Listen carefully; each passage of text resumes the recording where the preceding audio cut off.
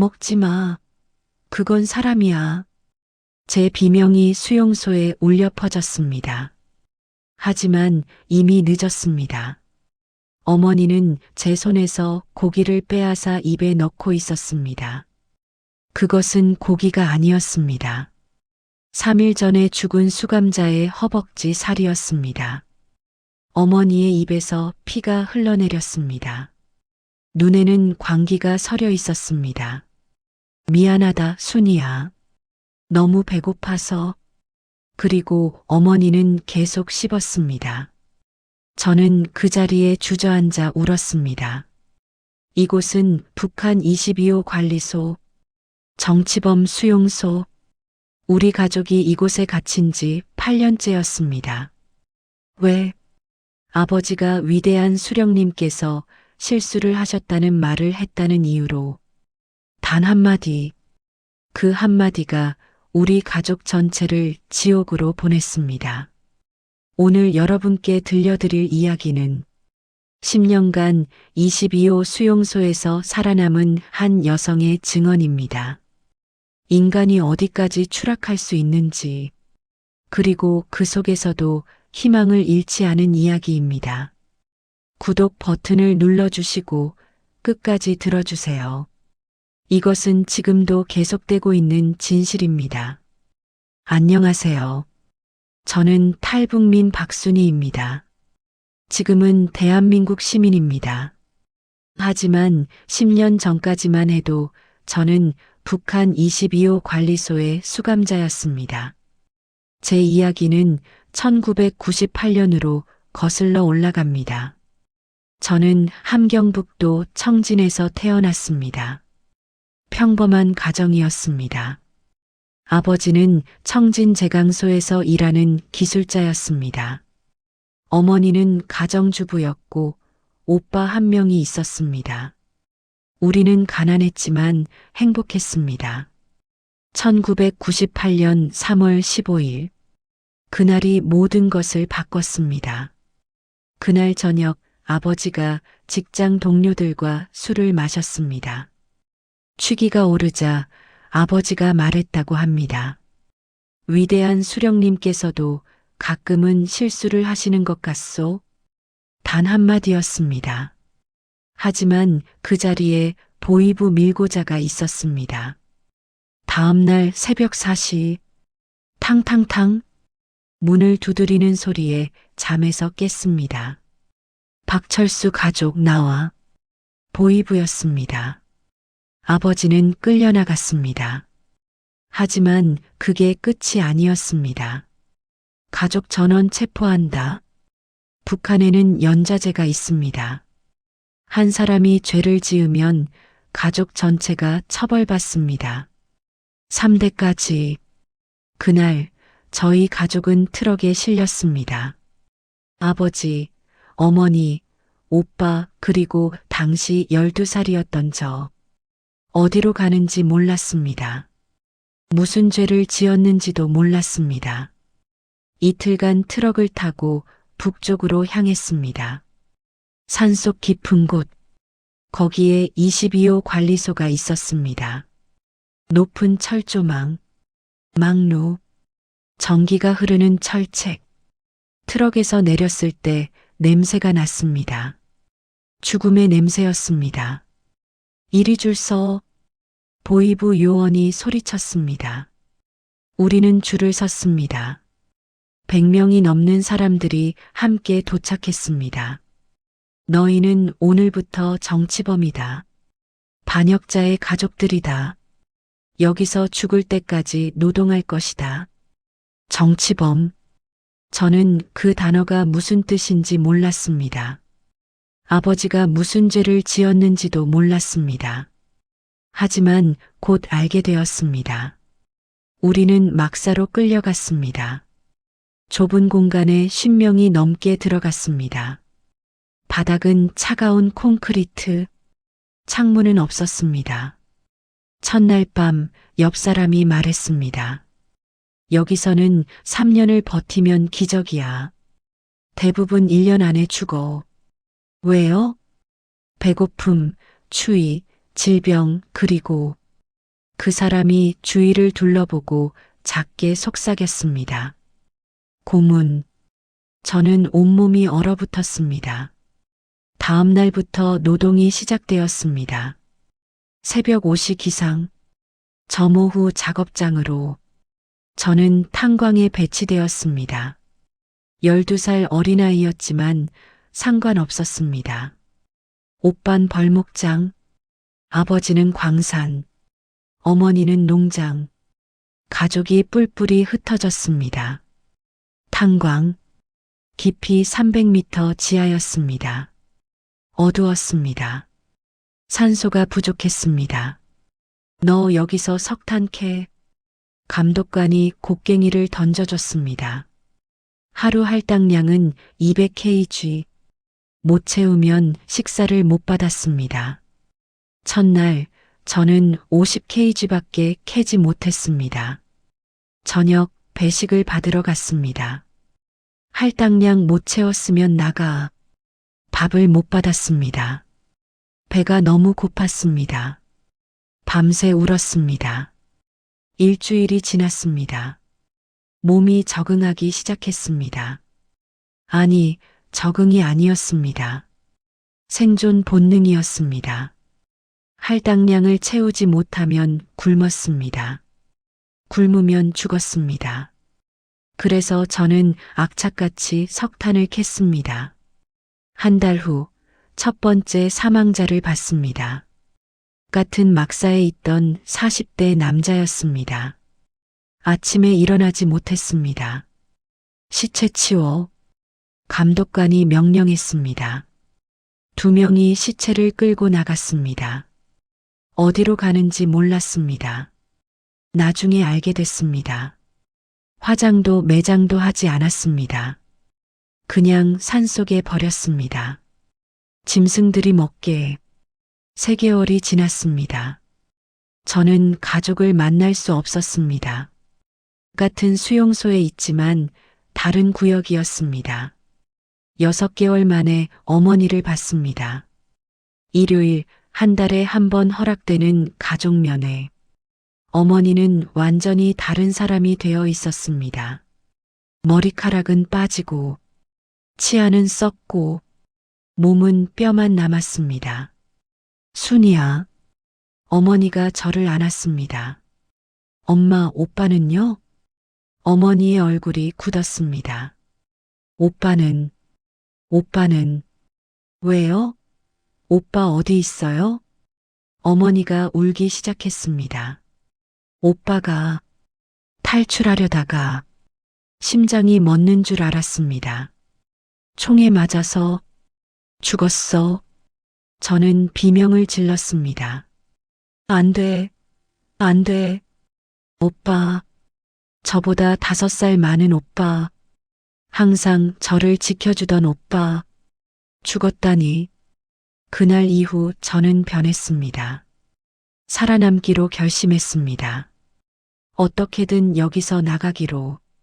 1년이 지났습니다. 수용소 생활에 익숙해졌습니다. 아니, 익숙이란 표현은 맞지 않습니다. 그냥 살아남는 법을 배운 것뿐입니다. 어떻게 하면 감독관의 눈에 띄지 않는지, 어떻게 하면 할당량을 채울 수 있는지, 어떻게 하면 밤에 얼어 죽지 않는지, 하루하루가 생존 전쟁이었습니다. 어느 날 새로운 수감자가 들어왔습니다. 20대 중반의 여성이었습니다. 이름은 김영숙. 안녕하세요. 저는 영숙이라고 해요. 순이에요. 여긴 왜 오셨어요? 제 남편이 남조선 방송을 들었대요. 남조선 방송. 북한에서는 한국 방송을 듣는 것이 중죄였습니다. 그래서 가족 전체가 영숙이 눈물을 흘렸습니다. 남편은 이미 총살당했어요. 저와 2살 난 딸만 여기 왔어요. 2살? 저는 할 말을 잃었습니다. 딸은 어디 있어요? 유아동 막사에 있어요. 수용소에는 유아동 막사가 따로 있었습니다. 부모와 떨어져서 수용됩니다. 일주일 후 영숙의 딸이 죽었습니다. 영양실조였습니다. 영숙은 미쳤습니다. 내 딸을 돌려줘. 밤마다 비명을 질렀습니다. 한 달 후 영숙도 죽었습니다. 스스로 목숨을 끊었습니다. 저는 그날 깨달았습니다. 이곳은 사람이 살 곳이 아니라는 것을. 2년이 지났습니다. 겨울이 찾아왔습니다. 함경북도의 겨울은 혹독했습니다. 영하 30도를 넘었습니다. 막사에는 난방이 없었습니다. 밤마다 사람들이 얼어 죽었습니다. 아침마다 시체를 치웠습니다. 하루에 3-4구씩. 어느 날 밤 옆 사람이 제 담요를 빼앗으려 했습니다. 내 거야. 추워. 나도 추워. 우리는 싸웠습니다. 담요 한 장이 생사를 가르는 세상이었습니다. 결국 제가 이겼습니다. 그 사람은 그날 밤 얼어 죽었습니다. 저는 죄책감을 느꼈습니다. 하지만 후회하지 않았습니다. 저도 살아야 했으니까요. 3년째. 저는 이제 15살이었습니다. 하지만 외모는 40대처럼 보였습니다. 머리카락은 빠지고, 치아는 썩고, 피부는 갈라졌습니다. 그리고 월경이 멈췄습니다. 영양실조 때문이었습니다. 수용소의 모든 여성이 그랬습니다. 어느 날 충격적인 장면을 목격했습니다. 한 여성 수감자가 임신을 했습니다. 어떻게 임신했는지는 묻지 않았습니다. 아마 감독관에게. 하지만 중요한 것은 아니었습니다. 문제는 출산이었습니다. 여성이 아기를 낳았습니다. 하지만 감독관이 와서 아기를 빼앗았습니다. 반역자의 자식은 살 가치가 없다. 그리고 우리가 보는 앞에서 아기를 땅에 내던졌습니다. 으앙! 아기의 울음소리. 그리고 침묵. 저는 토했습니다. 산모는 미친 듯이 울부짖었습니다. 하지만 아무도 도와줄 수 없었습니다. 그날 밤 산모도 스스로 목숨을 끊었습니다. 저는 그날 결심했습니다. 어떻게든 여기서 나가야 한다고. 이 진실을 세상에 알려야 한다고. 4년째 어머니의 상태가 나빠졌습니다. 한 달에 한 번 면회할 때마다 어머니는 점점 말라갔습니다. 순이야, 엄마는 이제 안 되겠다. 안 돼요, 엄마. 버텨야 해요. 미안하다, 순이야. 엄마가 너를 이런 곳에. 엄마 잘못 아니에요. 우리 나갈 수 있어요. 하지만 저도 알고 있었습니다. 여기서 나갈 방법은 없다는 것을. 5년째 겨울. 식량이 완전히 떨어졌습니다. 하루 배급이 옥수수 50지유로 줄었습니다. 50지. 한 움큼도 안 되는 양이었습니다. 사람들이 미쳐갔습니다. 어떤 사람은 나무 껍질을 먹었습니다. 어떤 사람은 흙을 먹었습니다. 그리고 어떤 사람은 식인을 했습니다. 처음 목격한 것은 어느 날 밤이었습니다. 막사에서 비명이 들렸습니다. 살려줘, 살려줘. 달려가 보니 한 남자가 죽은 수감자의 허벅지를 베고 있었습니다. 고기. 그는 완전히 미쳤습니다. 감독관들이 와서 그를 끌고 갔습니다. 공개 처형이었습니다. 이놈이 동족의 시체를 먹었다. 이는 용서할 수 없는 죄다. 그리고 그 자리에서 총살했습니다. 하지만 이미 늦었습니다. 시기는 계속되었습니다. 몰래, 그리고 더 교묘하게. 저도 유혹을 느꼈습니다. 너무 배가 고팠습니다. 시체가 고기로 보이기 시작했습니다. 하지만 저는 참았습니다. 인간으로 남고 싶었습니다. 그러던 어느 날, 어머니가 그 선을 넘었습니다. 오프닝에서 말씀드린 그 장면이었습니다. 먹지 마. 그건 사람이야. 하지만 어머니는 멈추지 않았습니다. 미안하다, 순이야. 너무 배고파서. 저는 어머니를 안고 울었습니다. 그리고 깨달았습니다. 이곳은 인간을 짐승으로 만드는 곳이라는 것을. 6년째. 저는 18살이었습니다. 하지만 이미 죽은 사람이나 다름없었습니다. 희망이 없었습니다. 미래가 없었습니다. 매일 아침 눈을 뜨는 것이 고문이었습니다. 어머니는 완전히 망가졌습니다. 식인 이후 정신이 나갔습니다. 순이야, 오빠 어디 갔어? 오빠는 죽었어요, 엄마. 아니야, 오빠 방금 봤어. 저기. 어머니는 환각을 보고 있었습니다. 그리고 한 달 후, 어머니도 죽었습니다. 아침에 일어나지 못했습니다. 엄마. 하지만 어머니는 차가웠습니다. 감독관이 왔습니다. 시체 치워. 안 돼요. 제 엄마예요. 닥쳐. 시체는 시체다. 저는 어머니를 끌어안고 울었습니다. 하지만 곧 어머니의 시체는 끌려나갔습니다. 산속 어딘가에 버려졌습니다. 그날 저는 모든 것을 포기했습니다. 이제 나도 죽자.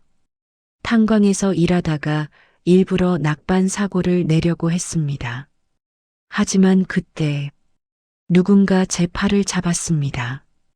정신 차려. 40대 남자였습니다. 너 죽으려고 했지? 죽지 마. 아직은. 왜요? 이유가 뭐가 있어요? 복수? 그의 눈에 불이 붙었습니다. 이 지옥을 만든 놈들에게 복수해야지. 어떻게요? 살아남아서 나가. 그리고 세상에 알려. 여기서 무슨 일이 벌어지는지. 그의 말이 제 가슴에 와 닿았습니다. 당신은 누구세요? 나는 김철호.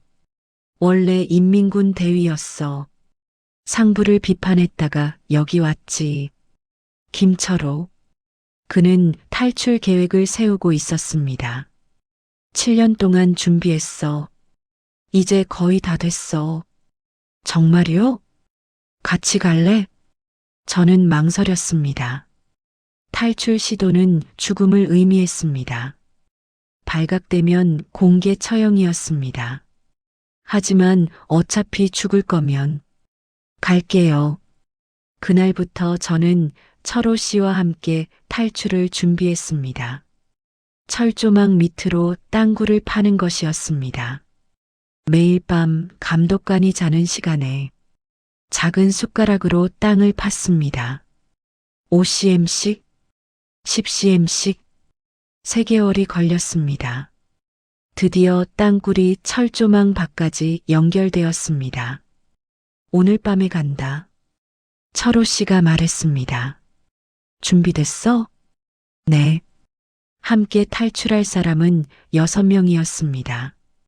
모두 목숨을 건 선택이었습니다. 밤 10시, 우리는 땅굴로 들어갔습니다. 좁았습니다. 숨이 막혔습니다. 하지만 앞으로 나아갔습니다. 30분 후, 철조망 밖으로 나왔습니다. 성공했다.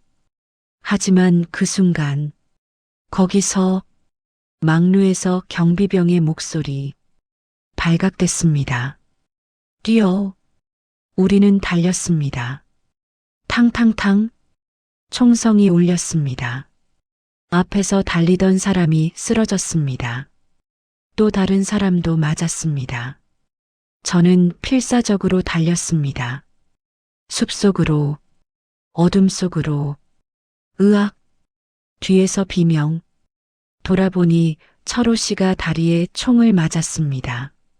철호 씨가 너라도 살아. 안 돼요. 가라고.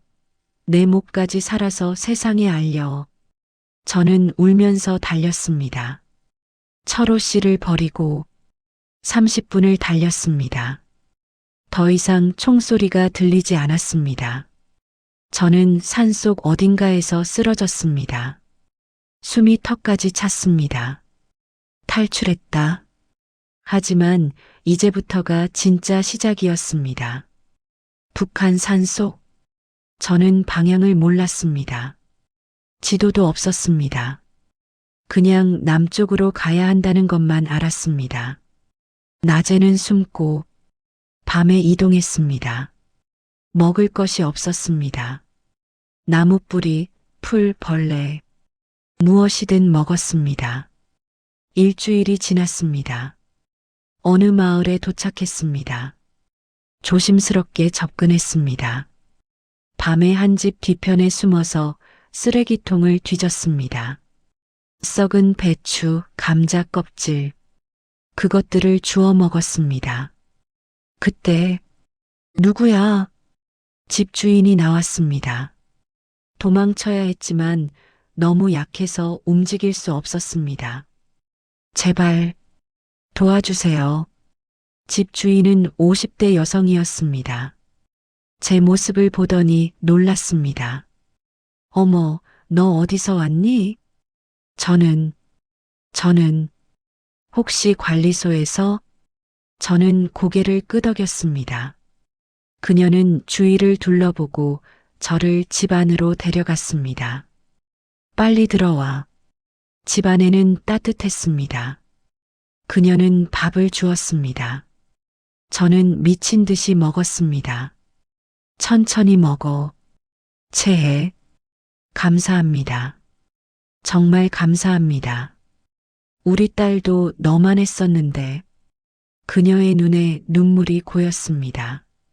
딸도 관리소에서 죽었어. 저는 아무 말도 할 수 없었습니다. 여기서 쉬어. 내일 저녁에 길을 알려줄게. 이틀을 그 집에서 숨었습니다. 그녀는 옷과 음식을 주었습니다. 두만강으로 가. 거기서 중국으로 넘어가. 이 사람한테 연락해. 브로커의 전화번호를 적어줬습니다. 얼마예요?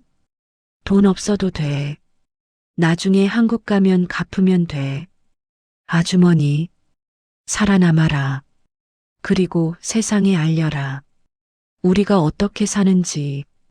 저는 눈물을 흘리며 고개를 숙였습니다. 다음 날 밤 다시 길을 떠났습니다.